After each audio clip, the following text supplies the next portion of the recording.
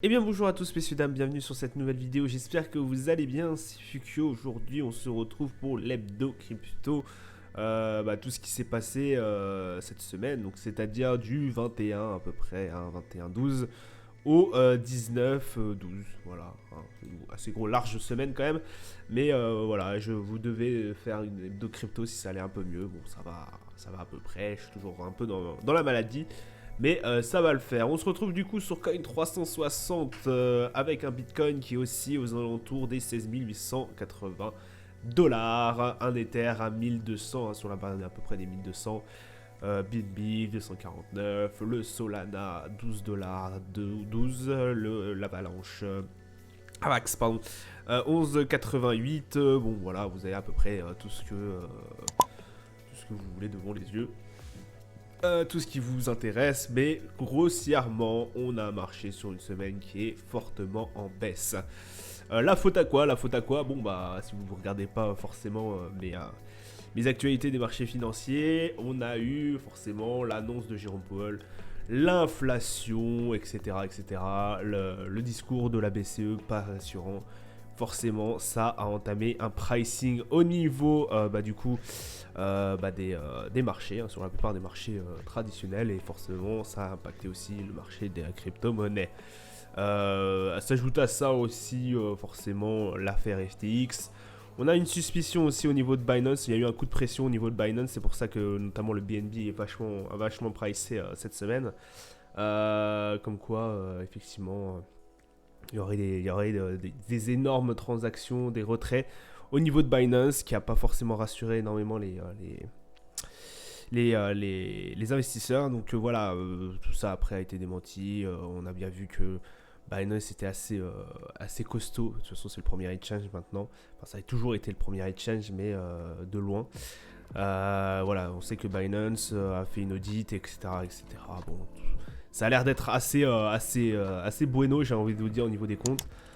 Après, voilà, on n'est jamais à l'abri d'un doute. On pensait que FTX c'était pareil, mais apparemment non. De toute façon, ça va être la première actu. Je vais vous en reparler encore, forcément, de FTX. Mais ouais, un marché qui se porte pas forcément bien. On avait eu quand même pendant voilà, la semaine dernière, avant la semaine dernière, on avait quand même un Bitcoin qui avait aussi aux alentours des 17 000 dollars. On était repassé au-dessus des 17 000 dollars même pendant un moment. Bon, et puis voilà, les mauvaises nouvelles se sont accumulées et on est redescendu un peu. On est quand même sur des marchés qui sont extrêmement bas, hein. Moi je regarde l'Avalanche, on l'a connu à 130 dollars et quelques au plus haut. Voilà, 11,87 ça fait mal quoi. Solana c'est pareil, hein. Le Solana, waouh. Depuis la chute d'FTX, de toute façon il arrive. Il a toujours été je le compare souvent à Avalanche parce qu'en fait il a toujours été supérieur, au niveau de prix, il a toujours été au-dessus de Avalanche, mais là vraiment un écart aussi faible, c'est incroyable. Et oui, je vous avais parlé qu'effectivement, peut-être Solana arrivera un jour à revenir aussi plus haut. Mais voilà, ça, c'est hypothétiquement, puisqu'effectivement, on sait que Solana était extrêmement lié à FTX. Donc ça reste assez compliqué, ça reste une valeur qui a un très grand potentiel à Solana, mais qui a aussi énormément d'inconvénients maintenant. Surtout quand on sait que voilà, la chute d'FTX a entraîné beaucoup d'acteurs de la crypto-monnaie dans sa chute. Je vous avais cité quelques-uns de toute façon la dernière fois que j'ai fait un hebdo crypto. Bon, ça remonte à quand même quelques temps puisque la semaine dernière je n'ai pas pu et cette semaine je suis assez malade, donc c'est pour ça que j'ai un peu retardé la diffusion de l'hebdo crypto. Bref, première actu, on est sur la chute d'FTX, bien évidemment. Sam Bankman-Fried, entre gestion calamiteuse et folie des grandeurs. Bon, forcément, à mon avis, c'est plutôt sa folie des grandeurs, où il y a aussi la gestion, qui a fait couler FTX. Hein, voilà, hein, c'est pas la crypto-monnaie, c'est la personne de Sam Bankman-Fried et notamment de sa gestion de FTX qui a fait cramer complètement, qui a énormément endommagé. On parle, toujours de crise de confiance au niveau de la crypto-monnaie. Hein, et ça, forcément, ça a été la chute d'FTX a été un déclencheur, forcément. Ça a été même le plus gros déclencheur. Ouais, c'est quand même fou. Voilà, on a une personne complètement tarée en fait qui était au niveau de FTX. Quelqu'un qui cachait bien son jeu. je pense. Et qui, voilà, là on a bien vu que c'était tout simplement fou, en fait. Voilà, donc bon, forcément on n'y revient pas avec notamment ces multiples sociétés qui lui ont permis de gagner des milliards et des milliards d'argent. Voilà, c'est un truc de fou. C'est un truc de fou. Il avait notamment dépensé 300 millions de dollars pour des maisons de vacances et des propriétés pour les cadres supérieurs de l'entreprise. Enfin, vraiment, il y avait toute la direction était polluée en fait. Toute la direction était ils étaient de pair en fait. Et c'est incroyable. Voilà, hein, on connaît l'histoire avec Alameda Trading là. Je me rappelle plus comment ça s'appelle là. Mais c'est compliqué. De toute façon, on a eu le repreneur d'FTX, l'actuel CEO de FTX, celui qui essaye de voilà que si FTX tombe, chute, enfin même s'il est déjà en train de chuter FTX, qu'au moins les personnes puissent récupérer un peu d'argent sur chaque pardon, hein, s'il y a le beeper, si vous entendez le beeper, sur chaque crypto-monnaie, voilà, ils essayent de garder le cap, enfin pas le cap, mais essayer de garder au moins que les personnes ne perdent pas trop d'argent sur la chute d'FTX. Leurs jetons valent quand même quelque chose. Donc je me rappelle plus le nom de cette personne, mais voilà, il avait notamment souligné qu'il avait jamais vu ça, une gestion catastrophique. Les documents sur lesquels il est censé s'appuyer, en fait, il nous a dit que il a clairement dit à la presse qu'il ne pouvait même plus s'appuyer sur. En fait, il ne peut s'appuyer sur rien et sur personne pratiquement. Tellement que l'entreprise a été pourrie et que la gestion était calamiteuse. Donc voilà, forcément après Sam Bankman-Fried, on en a parlé. Il a été arrêté il n'y a pas si longtemps par la police bahamasienne. Forcément, les États-Unis vont lui demander son extradition. Voilà, et donc il va être, à mon avis, jugé aux États-Unis. Donc oui, de toute façon, c'est incroyable. Hein, c'est incroyable. Voilà, une enquête de journalistes de Reuters a d'ailleurs mis à jour un achat immobilier aux Bahamas de Sam Bankman-Fried et sa garde rapprochée dont le montant s'élèverait à 121 millions de dollars. En fait, il piochait directement dans les entreprises, dans le portefeuille de ses clients. C'est incroyable. Hein. Un homme comme ça qui dirige une aussi grosse entreprise dans la finance, c'est pas normal que on ait ce genre de choses qui arrivent quoi. Parce que là c'est déjà on a eu le Terra Luna, l'hiver crypto franchement. Terra Luna, l'FTX, bon Tornado Cash, bon, ça fallait s'y attendre.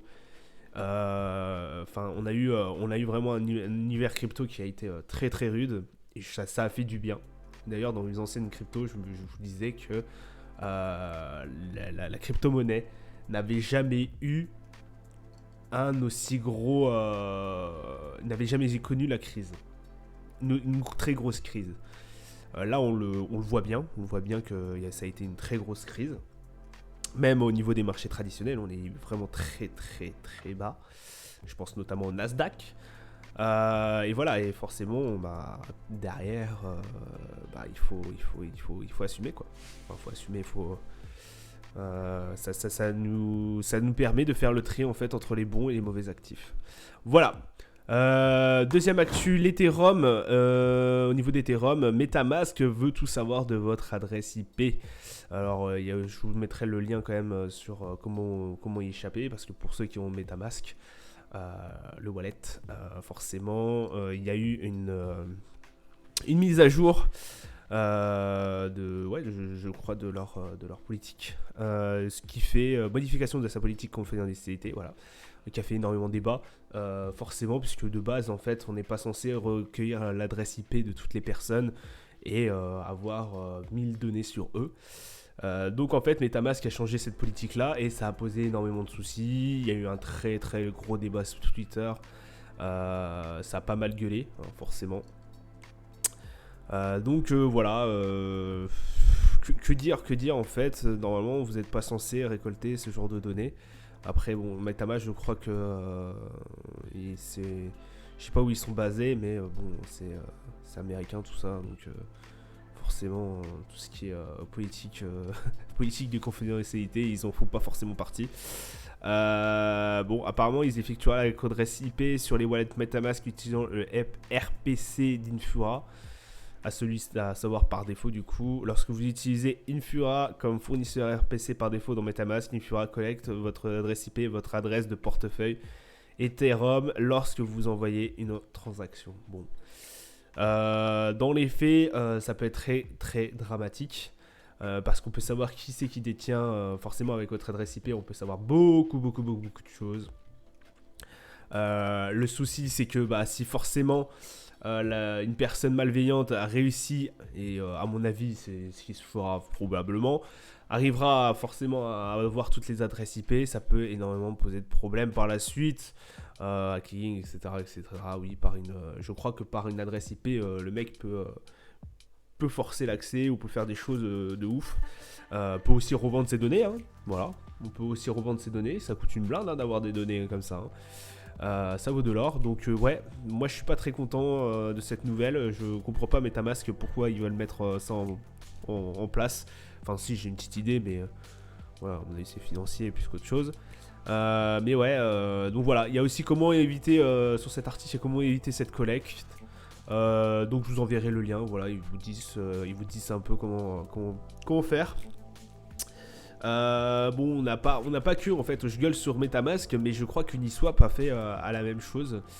Ouais, Uniswap a récemment annoncé une collecte similaire de données sur le fond de trend de son DEX. Son DEX Uniswap. Donc voilà, c'est pas les seuls, mais bon, au bout d'un moment, on fait un peu chier quand même. Donc voilà, actu comme ça. La dernière actu, c'est Crypto.com qui a réussi à se faire légaliser au Brésil.